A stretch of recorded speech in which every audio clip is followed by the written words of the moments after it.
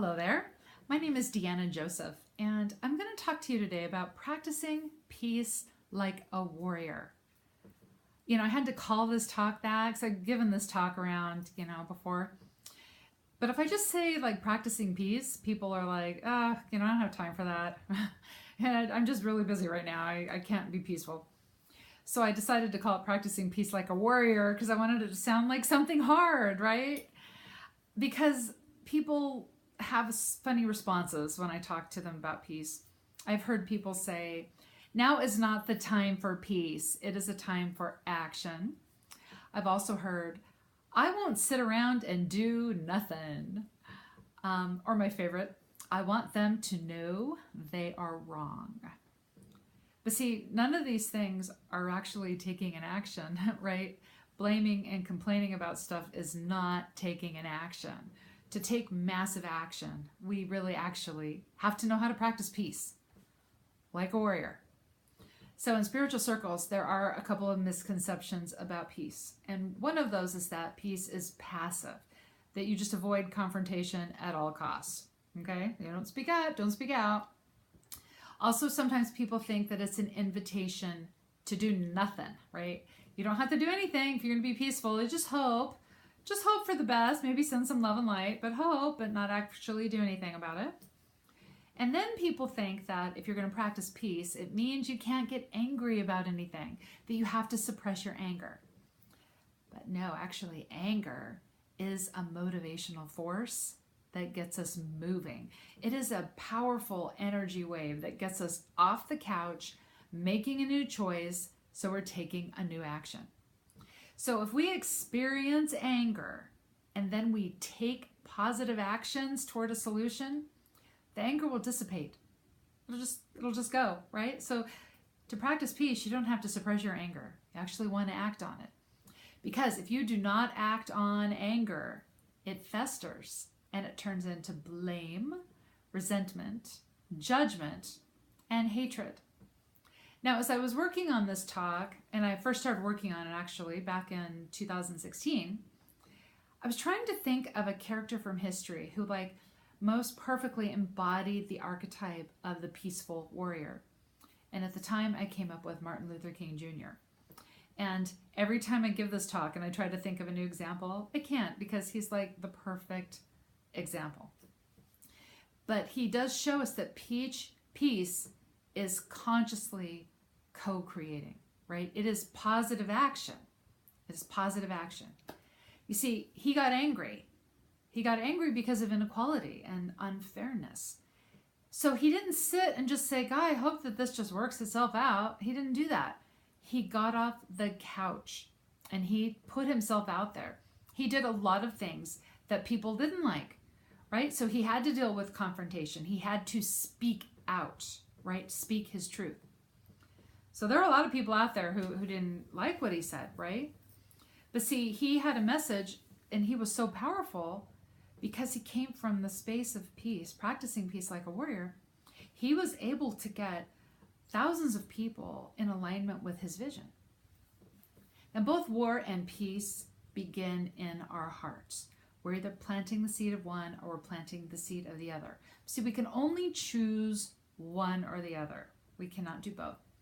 We can't serve both. We can't be both a peaceful person and yet have, chaos in our lives, okay? Or difficulties and frustrations. When we practice peace, then we are creative enough to handle all the situations that come out here in our lives, right? So we have peace in our heart and we have peace in our life, even when, society is still being crazy. Okay, but we can only do one or the other. So why do you want to practice peace like a warrior, right? And this is why I wanted to practice peace like a warrior and why I'm committed to it. When you practice peace like a warrior, you will understand the divine guidance that you receive and you will have the courage to act on it. If you're in a space of frustration and chaos, you're not going to understand that you're getting guidance, right? You won't want to act on it, okay? When you practice peace like a warrior, you will be solution oriented and you will want to take action instead of feeling reactive. When you practice peace like a warrior, the forces of the universe will rush to work through you. You will become a force for good, right?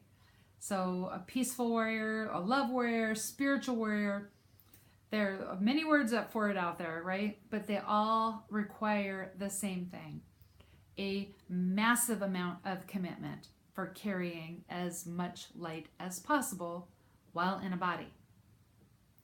So to practice peace like a warrior, we have to give up the things that move us into victim consciousness. When we are in victim consciousness, we want things out in the world to change, and we want somebody else to change them, right? If we're feeling like a victim, something out here happened and somebody needs to fix it for us, otherwise our life can never be good. We're going to always feel powerless about doing anything if we're in victim consciousness. So if we ever think this thing out here has control over us and we cannot be happy until this thing out here goes away or gets handled, we're in victim consciousness, right? Some stuff out there, we shouldn't be giving control over our happiness, okay? So we want to get out of victim consciousness and practice peace like a warrior. So we want to be able to do three things, let go of three things that help us step into oneness. The first thing we want to release is judgment. Judgment comes with really strong opinions, and judgment is about being invested in being right. Now, sometimes people will say, well, you have to be able to judge situations to know, if you're going to be safe or whatever. That's not judgment. That's observation. Judgment always comes with an opinion. Now, if we form an opinion about something, we get invested in that opinion. And so whoever disagrees with us will become an other, okay? Judgment is the thing that separates us, okay? It's judgment. I mean, think about everything going on in the world right now, right? Judgment. It's all judgment. But see, judgment is an expression of our shadow self. So if you're experiencing judgment, it's really good to work with it. Judgment is often going to sound irrational, okay? But judgment is kind of like bad breath. You notice it when other people do it, but you don't notice when you have it, right? Okay. Now, when we're observing something, we're just acknowledging it as it is, right? We can observe a hiking trail. Oh, that looks like it would be really hard. I'm not quite up there yet. I want something real easy. That one looks easy, okay? So when we're observing, we acknowledge it, we accept it as it is. We're not trying to change anything. We're not invested in our thoughts about it, okay? We just observe it, right? So let go of judgment and instead become an observer. The next thing we want to let go of is resisting what is. When we're resisting what is, we're struggling against life. So the opposite of that then is accepting what is in life, okay? But when I've talked about this idea of resistance and acceptance, I actually had somebody say, I'm not about to stay in a relationship with an abusive, narcissistic person because I'm going to accept them the way they are. And I was like, no, actually, that is acceptance. If you recognize somebody is an abusive, narcissistic person and you decide not to stay in a relationship with them, you've accepted how they are, right? See, when we accept something, we can move on to the next thing. Now, a state of resistance might look like, oh, no, they're, toward an abusive person, okay? It might look like, oh, they just had a hard day. Oh, they just hate their job. If we could just move. Oh, if this would just change or that would just change, the person would stop being abusive. That's resistance. Being in denial is resistance, okay? So resistance is all about believing this bad thing out here shouldn't have happened and it needs to change. Okay, like war, inflation, sickness, natural disasters. When we start judging those situations as wrong, they shouldn't have happened, this is terrible, life will never be the same, we move into victim consciousness. Okay, we move into victim consciousness because we're saying something out there needs to be different. Something out there needs to be fixed so then we can be happy. All right, now to stop resisting what is, we have to accept that right now it is what it is so we can change our consciousness. Okay, so acceptance does not mean tolerating a bad situation. It does not mean tolerating bad behavior. It means that it is what it is right now. What can I do now? What can I do to make something different happen? Okay, so we accept it how it is right here, right now. We can move on, right? We can move on. We can make a new choice. But if we resist it, we will get stuck. You know, I think about my dad. He bought his first house probably in the 1950s. And then I can remember in the, I guess it was the mid 80s, he was talking about buying a house. And he could not get over the fact that he bought his first house for like $3,000. And at that point, houses were going for like $30,000, okay? And he just could not move forward on that because he just couldn't get over it. He could not get over it, right? He was resistant. Well, really, if he had thought about it, his house that he had owned all the time had a ton of equity. He would have had more than enough money, but because he was in a space of resistance, he couldn't move forward on that. So we want to get into a space of acceptance. If there's a war, inflation, sickness, natural disaster, we want to practice peace like a warrior so that we can cease to be a source of conflict and be present to do that next thing in the situation. Okay, that would be helpful, right? That would move us toward a solution. We want to be responsive to life, right? Not struggle against it.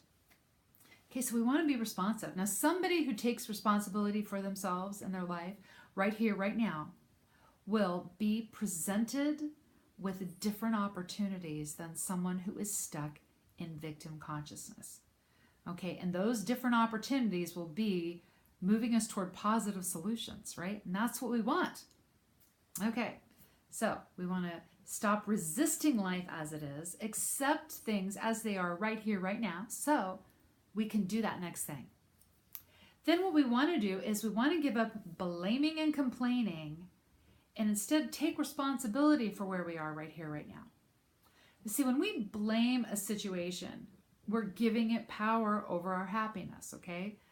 So we want to be able to move forward now. Now, it may be true that somebody did something that harmed us, but if we continually blame them for that, we never get to grow anymore. We never get to move forward. So we don't have to take responsibility for the fact that they did something bad, but we do want to take responsibility for how we're going to act right here, right now. What are we going to do now moving forward? Okay?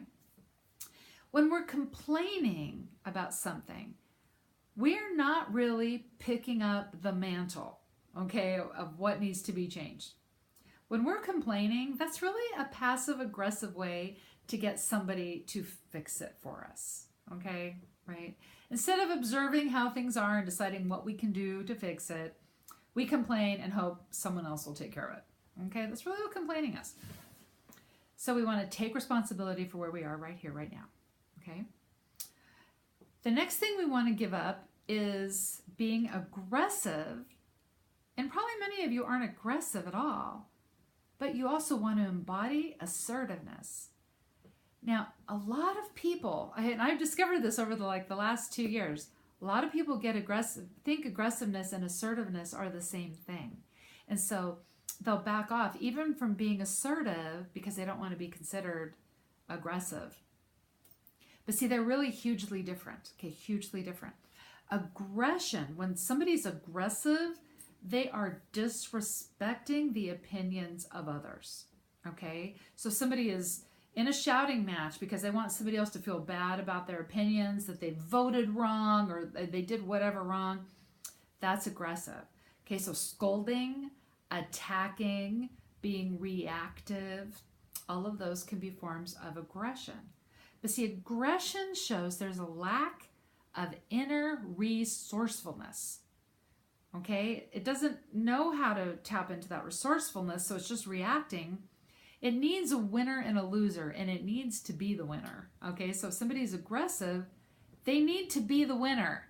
Right? So understand this. When you're talking with an aggressive person, they need to be the winner. You will not be able to get them to understand anything. Okay? They need to be the winner. They need you to be the loser. Okay? Aggressiveness can also be very manipulative.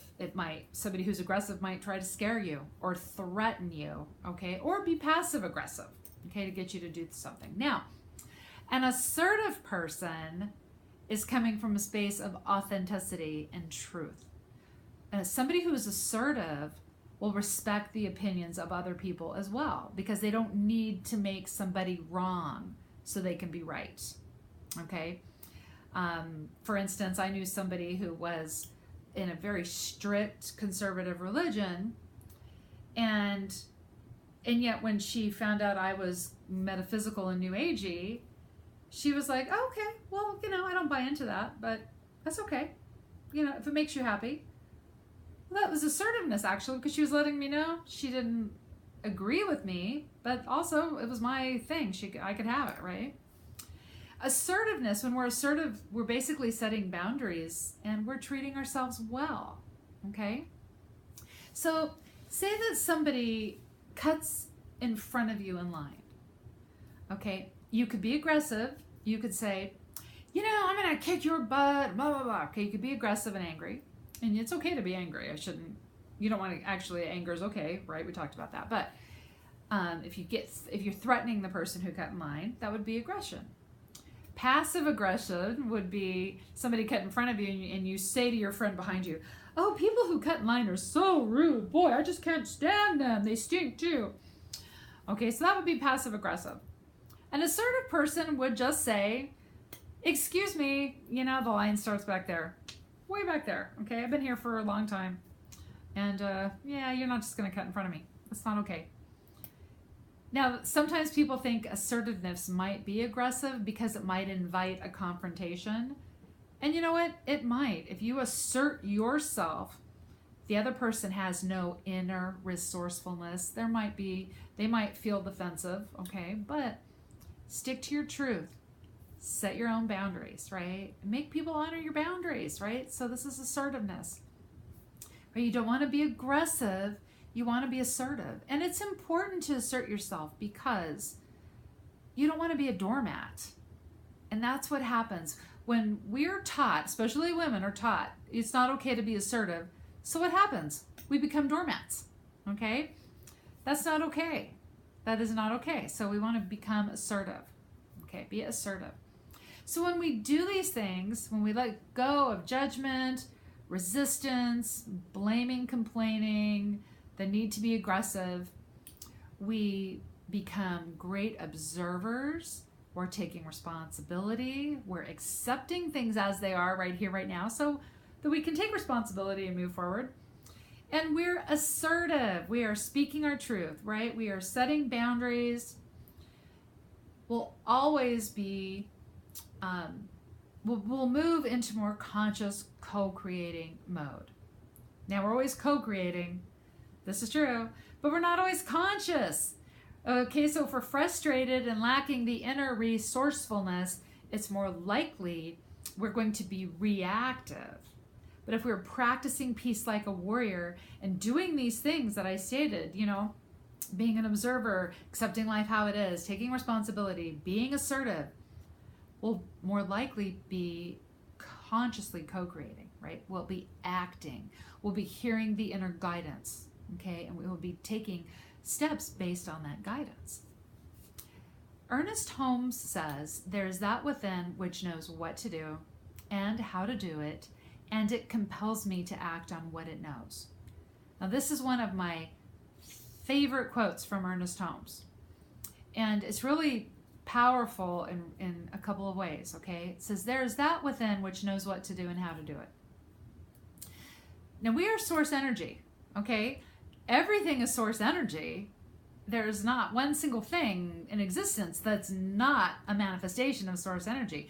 We are an emanation of source energy. We're an infinite being in a body. Okay, we're a divine being in a body. We're the God energy. Okay, there's no God way out there. We're that God. Okay, we're God energy. So it's everywhere present. So there's that within me which knows what to do and how to do it. Okay, it's source energy. So it will tell me that. Okay, that it's, you know, it'll come through intuition. That's how we get that information. So it's always telling us what to do. That's the next powerful step, right? In co-creation. We're source energy. We know it. It's working through us, and it will tell us how to do it. Okay, so we will get that wisdom. We will get that wisdom. Now, sometimes this is where people get stuck because they don't trust intuitive guidance, right? Because intuitive guidance is always a what, not a why. Okay, it's always a what. What to do now, and just do it, and you'll find out later on, you know, what the next step is. Okay, so the reason we're not trusting and acting on that guidance is because we're in victim consciousness. Okay, we don't want to get into victim consciousness and then not be able to trust and act on that. Right? We want to practice peace like a warrior so that we are clearly hearing that, right? Clearly hearing it and trusting it and acting on it. Now, the last part of this quote, it compels me to act on what it knows, which means we don't have to coerce source energy.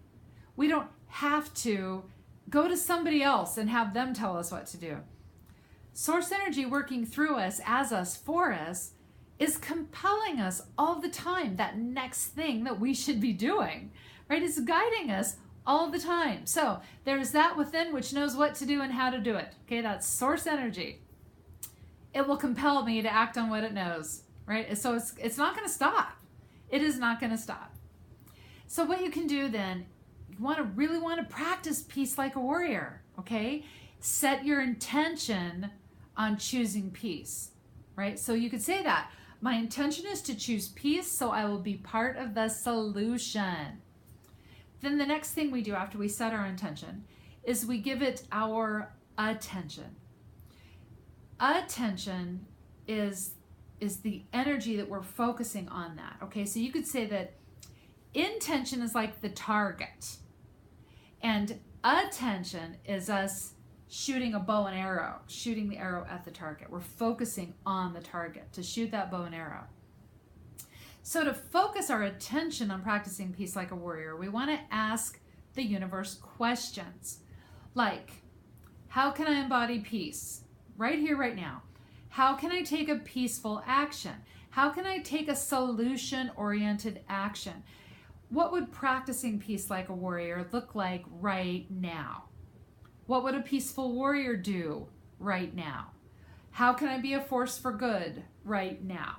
All right, so ask yourself those questions throughout the day and you'll get an answer, because the brain has a monitoring mechanism. It's called the reticular activating system. It is always active. It is always at work in there. Okay, so whatever we focus on, whatever we're giving our attention to, it will draw that into our experience. It will draw our attention to that in our experience. I remember many years ago I had this friend, and she moved to Southern California from up north, and she said, you know, one of the things I really miss about where I used to live is there were so many hawks there. I just never see hawks. Well, I was thinking, God, I see hawks all the time, and I live like a mile from her, right? And I look up, and they're like hawks in the sky, and my thought is, God, do you ever go look out in the sky, right? But the thing is that, see, my attention was actually on seeing hawks, because I would go outside my house every morning, sit in my amazing, giant swing, and I would watch the hawks just circle around the sky. So I thought about hawks all the time. And apparently my friend wasn't. So the hawk was simply in my brain's reticular activating system, right? So the monitoring mechanism was turned on for me. And that's how I saw the hawks. But so the universe is responsive to us we set our intention and we place our attention on it. And then the universe is going to tell us that next thing to do through an intuitive hunch. But it needs us to act on that because the universe is responsive. It cannot do everything first. We have to be the first to take an action, and we do that by setting our intention. I want to practice peace like a warrior. Then we put our attention on it. How can I practice peace like a warrior? Okay? The universe will respond to us, and it will give us that next step to do, right? Now, when we align with our divinity, right, and we're really practicing this, we're going to see divinity in everything else, right? Everything, every person, every situation.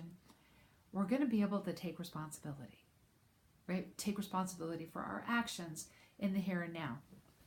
Now, a few years ago when I started with this idea of practicing peace, I was taking my kids to school one day, and it was like a 15-minute drive to their school and then a 15-minute drive home. And I was coming home, and I came to a four-way stop, and this car stopped, in front of me like this, right? So here's me, okay? But see, I'm going to turn left, okay? This car was going to go straight. Well, I had gotten to the stop sign a couple of seconds before that guy did. But, you just never know how somebody's going to act at a four-way stop, right? There are a lot of people who are just like me. It's my turn, and are always going to go first, okay? They're always going to just zoom right through, okay? So there are people like that, and I knew that. So I hesitated when I pulled out. I didn't just, turn left. I hesitated. But as I pull out, he starts honking at me. And he's now pulling out too. He's also flipping me off. And he slows his car down so he can yell at me. Okay? So he can yell at me. And I just got that feeling, right? That like, whoa, like all of a sudden, like I felt this like weird sensation in my chest. And I was so flustered, and I was just waiting for him to get out of my way, right? And there was a part of me that knew he was acting irrationally, okay? And so luckily that part like got through to my conscious mind, because what I really wanted to do was flip him off too, right? I wanted to flip him off, floor it, squeal my tires, drive around him. And I didn't do that. Instead, I just drove past him and turned around behind him and just left, right? That yelling crazy guy in the middle of the road. But I was really upset. So as I'm driving home, I'm like, okay, I can't stay this upset. It's too upsetting. So out loud, I started saying things that I loved. I love how I can take my kids to school and we have a chance to connect in the morning. I love that when I get home, I'll have the house to myself and I can have my hot coffee and sit on the patio. I love. I just did this the rest of the way home. I pulled in my driveway, and I noticed I felt better. I didn't feel great, but I felt better. Now, what I know about myself is if I had acted like a jerk, okay, like I wanted to react to this guy, I would have ended up feeling terrible about it later. And I know that because I've been a jerk before, and I always feel terrible about it later, right? So I knew that about myself. And what I realized at that time, at that moment was, maybe practicing peace is not about sitting on a mountain and just having nothing ever bother me again, right? And just being peaceful all the time. Because I could never aspire to that, right? I just couldn't. But maybe peace, practicing peace is about not being a jerk and then being able to feel okay with how you handled the situation. Maybe that's what peace is. Maybe that's what peace is for some of us who can't go off to that mountaintop, right? And just sit up there and just enjoy the quiet and solitude. Now, this is why when we practice peace, we have to practice peace like a warrior, because somebody has to be the first person to choose it. Somebody has to be the first person to just let that other person be crazy and yell and flip them off and drive away. Okay? That is really hard. Okay, that's freaking hard. But when we practice peace like a warrior, what we're doing is we're choosing to see divinity in all things. Okay, so we're either a source of conflict, okay, like because we're in victim consciousness, or we're just crazy frustrated, lacking that inner resourcefulness. So we're either a source of conflict and we bring more suffering into the world, into our lives, or we're a source of peace, right? Choosing those positive actions, being solution oriented, right? Remember, choosing peace is not about sitting back and hoping things work out. Choosing peace is a lot of work, all right? So we want to choose, remember, to be the observer, accept life as it is right here, right now, so you can take responsibility for your action right here and going forward. And be assertive, right? Stand up for yourself, right? Honor yourself, honor your feelings, set your boundaries. That all takes assertion, right? We have to be assertive to do that and to honor how we feel about things. Then we set the intention to practice peace like a warrior, and we ask questions, right, to keep our attention on it. How can I practice peace like a warrior? What would a peaceful warrior do right now, okay? How can I be a force for good? Ask those questions. Ernest Holmes says, if we would have peace outwardly, we must first realize peace inwardly. We must embody the consciousness of trusting in the integrity of the universe. We have to have faith in how the universe works for us, as us, and through us. Okay, but peace is already a part of us, right? It's part of our divine blueprint. We're just activating it. We're not having to go search for some, right? It's not up on that mountaintop. We activate it. It is within us, just like love is, right? It's in us. It's who we are, right? Who you already are is peace and love and joy. That's who you are. It's part of your divine program, your divine blueprint, okay? Frustration, lack of resourcefulness, that's all learned stuff that comes with being human in a body, right? So you're an infinite being in a body. It's who you are. Peace and love. Thank you for listening to this. Go be peaceful, okay? Be peace. Practice peace. And so it is.